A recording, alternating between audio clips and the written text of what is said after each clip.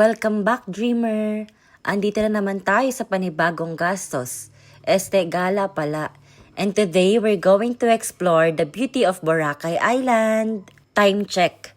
3:30 early in morning and we're heading to Clark International Airport. At ayan nga pala ang baby ko, sobrang sleepy pa daw niya. At kami naman ni Daddy sobrang gutom na. Buti na lang nagbaon ako nitong Skyflakes. Kain nga pala muna kami guys kasi hindi na kami nakapag-dinner kagabi sa sobrang pagod mag-impake ng gamit. Na para bang dala namin ang buong bahay. Tapos ayan, susubuan ko lang amo ko, baka magtampo eh. Andito na pala kami guys sa may Esitex. 9:40 pa naman yung flight namin pero inagahan talaga namin. And wow, nagulat ako sa balance niya. Hindi naghihingalo. At guys, andito na pala kami sa Clark International Airport. And yes guys, nag-park and fly pala kami kasi mas convenient siya sa amin lalo na may kasama kaming bata. And sa magtatanong pala, 280 pesos overnight yung parking fee dito. And 4 days namin iiwan si Monty dito.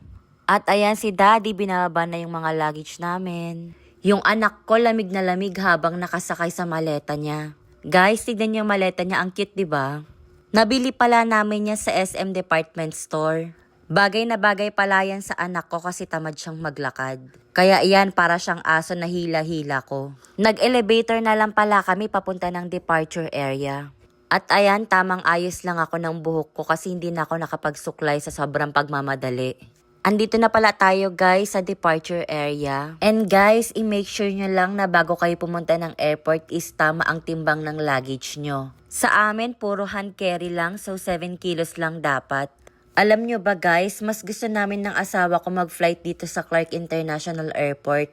Kasi maaliwalas yung place, hindi rin siya crowded. At ayan, sobrang lawak talaga. At ayan, iti-check ko lang pala sa monitor kung meron na ba yung flight number namin. It's 5:39 AM na pala and nakita ko na yung flight number namin via Cebu Pacific. Next step naman is magpiprint ng boarding pass. And guys, kapag domestic flight pala, no need na ng passport. Any valid ID pwede naman and sa bata kahit PSA lang katunayan na ikaw yung magulang ng bata. And kapag hindi nyo naman anak yung bata, kailangan may form kayo galing DSWD na pwede nyong isama ang minor na kasama nyo. This time, tambay muna kami bago pumasok sa boarding gate kasi maaga pa naman. And ayan, more chika lang sa SD ko. At ayan, tignan nyo naman yung anak ko. Grabe, ang layo na nang narating oh. Independent baby yarn. Basta guys, ganyan lang talaga yung trip niya. At ayan na nga, bumalik na siya. Tapos ayan, ginagawa niya lang laruan yung luggage niya. Nak, ang hiling ko tumagal yung luggage mo sa'yo. Kasi parang nakikita ko isang gamitan lang yan. Mayaman ba tayo, sabihin mo naman.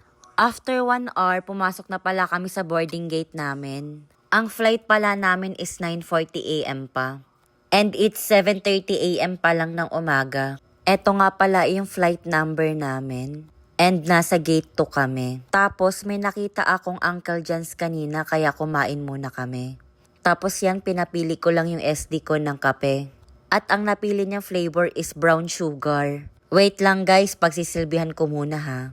Okay na guys, ang in-order pala namin is 1-piece chicken with rice, beef brisket na noodles, at ang napili ng anak ko na ribisco strawberry. After mag-eat, bumalik na pala kami sa boarding gate.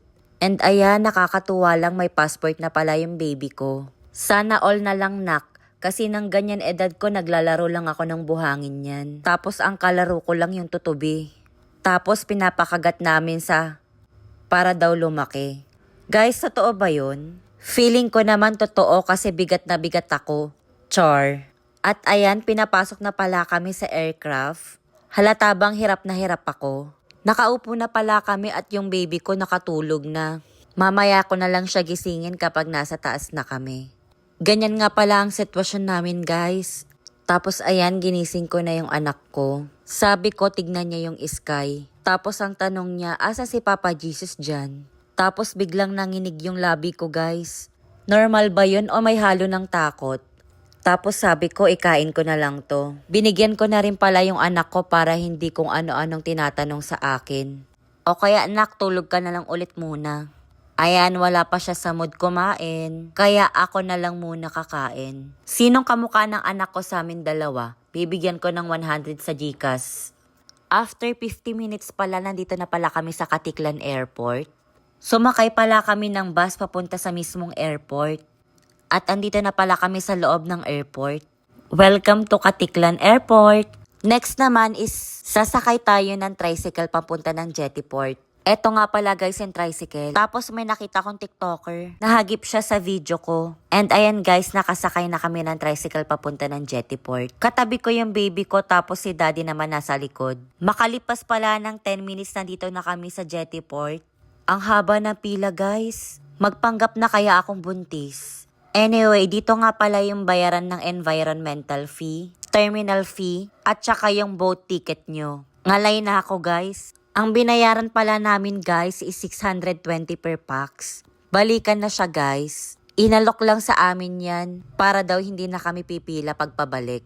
Kaya ayun, ginrab na namin. Okay lang naman guys kasi i-assist ka nila hanggang sa bangka.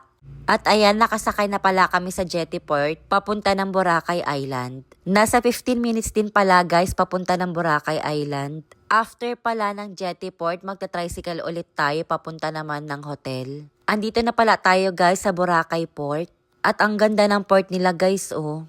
Ang linis ng tubig, dito pa lang pwede ka nang maligo eh. At ayan ako, struggle is real na naman. Ayan, nakasakay na naman tayo ng tricycle. At ang binayaran pala namin dyan is 150 pesos. Andito na pala kami guys sa hotel namin, itong Azalea. At 11:30 AM pa lang pala. Ang check-in namin is 2 PM pa. Kaya magbibihis muna kami dito. At iiwan namin yung luggage namin. At ayan, pupunta na pala kami sa beach ngayon para tumambay at kumain na din. Dito nga pala guys sa Boracay, bawal magpalipad ng drone kaya wala tayong drone shot muna ngayon. Andito na pala kami guys sa Boracay Beach. Ang ganda guys, sobrang pino ng buhangin tapos ang puti. At maganda maligo ngayon guys kasi cloudy lang. Pangalawang balik ko na sa Boracay pero guys na-amaze pa rin talaga ako sa beauty niya. Iba yung vibe dito, yung kalmado yung dagat. Napaka-friendly ng dagat dito guys. Pwedeng-pwede sa bata. It's February 13 Friday pero ang dami na agad turista guys. And yes, dito pala kami magva-Valentine's Day ng daddy ko at ng baby ko. At thank you talaga sa SD ko. Sana wag ka magbago. Ayan na nga, naligo na kami ng anak ko. Ang linaw ng tubig, kita ba sa video guys? Tapos yan, request ng anak ko gawin daw siyang mermaid. Diyos ko naman nak, ang dami mong pagmamanahan sa ninong Kenneth mo pa. Shoutout nga pala sa best friend kong bakla dyan. Magtrabaho ka ng maayos dyan para may pang. God bless you always. After pala namin kumain at maligo guys, nandito na pala kami, nag-check-in na kami sa Azalea. Ito nga pala yung loob ng room nila. Ang linis guys. Tapos sobrang mabait pa yung mga staff nila. Etong room pala namin is good for 4 person. And guys, may free breakfast buffet pala siya. By Kuya Jay. Grabe ka na Kuya Jekong. Eto nga pala guys yung bed nila. Feeling ko mamayang gabi magkakaroon ng lindol. May tama ba ako guys? And sa loob ng room, may ref, microwave, at pwede ka rin pala magluto dito guys. Eto naman yung restroom nila. And may free coffee din pala sila guys. At saka ng water. Matutulog pala muna kami guys kasi may pasok pa mamaya yung asawa ko. At nagising pala kami ng 10:30 PM na guys. Sobrang gutom na kami. Hindi na namin namalayan yung oras sa sobrang pagod. And after din pala namin kumain, babalik din kami kaagad sa room kasi nga may pasok yung asawa ko. Malapit din pala kami guys dito sa Peri-Peri. Actually guys, dito pala sa Boracay may mall dito. Sa mga first time na pupunta dito, yes po may mall po dito. And kompleto po, meron pong Jollibee, McDo, Mang Inasal, and lahat siguro ng fast food andito na. Kaya kung vegetarian kayo, pwedeng-pwede kayo dito. Tapos sa pala kami guys kumain at ito sasalubungin lang namin yung Valentine's. Yan, eme-eming sweet.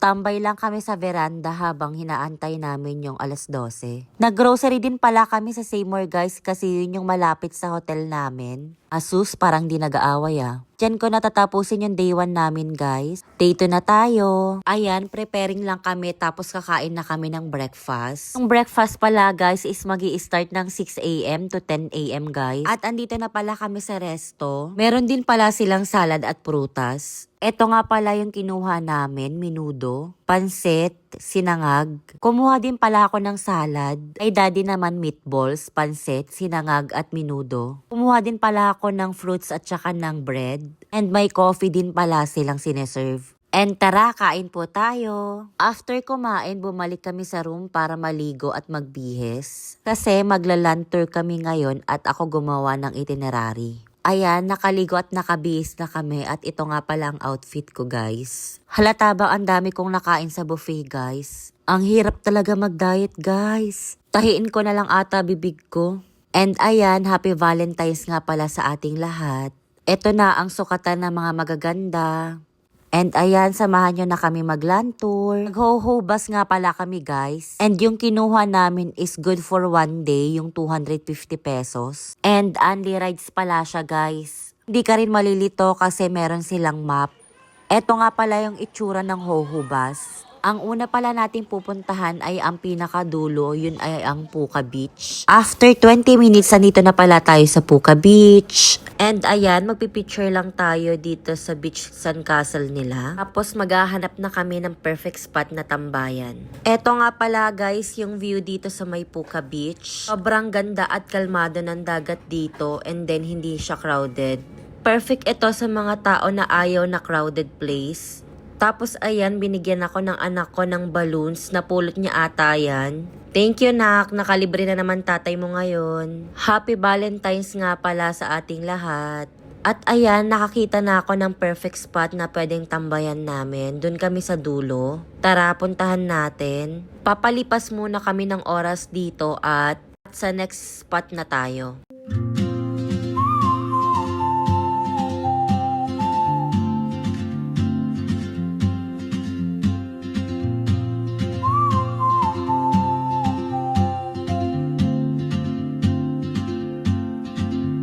She moves like a map with no borders, a whisper caught in the wind.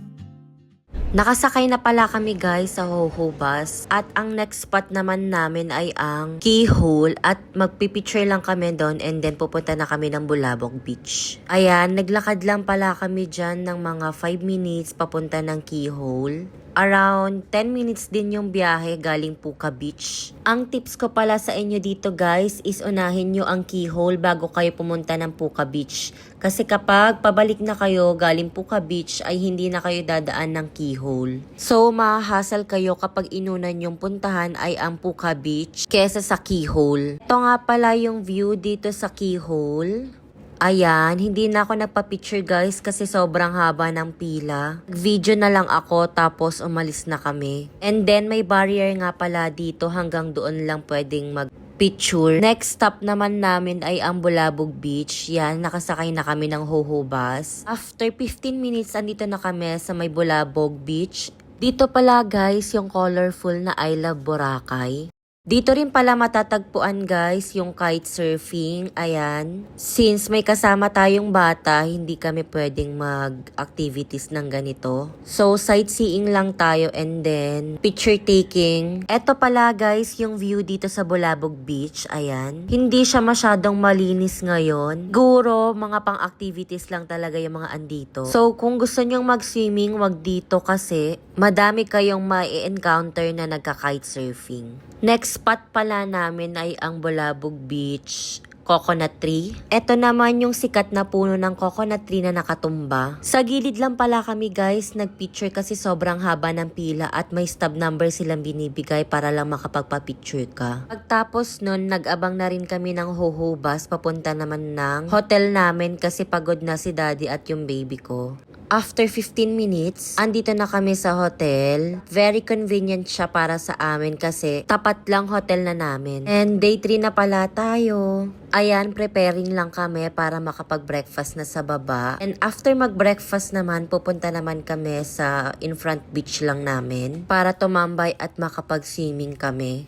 Today, i-explore lang namin yung beach dito and then kakain. At babalik na rin kami sa hotel para magpahinga. So, let's go guys! Samahan nyo kami mag-explore dito sa Boracay. So, ayan, kasama ko yung baby ko at saka yung daddy ko. So, labas na kami. See you sa beach mamaya. Hiram lang pala kami ng towel sa hotel. Kasi free naman and then tambay lang kami dito sa may beach. Naligo at nagpicture lang pala kami dyan and then naghanap kami ng snacks. Ang snacks pala namin ay dito kami sa Halo Mango. Dito yung nagtitrending na ice cream mango nila. So, let's try it. Ito nga pala yung menu nila. Guys, wag kayong magulat sa price kasi medyo pricey talaga dito sa Boracay. Pasok na kami and mag-order na pala kami. Ito nga pala guys, yung in-order namin, 12 ounce ice cream mango per 250 pesos. Okay naman siya guys, masarap. Maasim lang yung mango para sa akin. Pero masarap naman siya, sulit naman yung 250 pesos.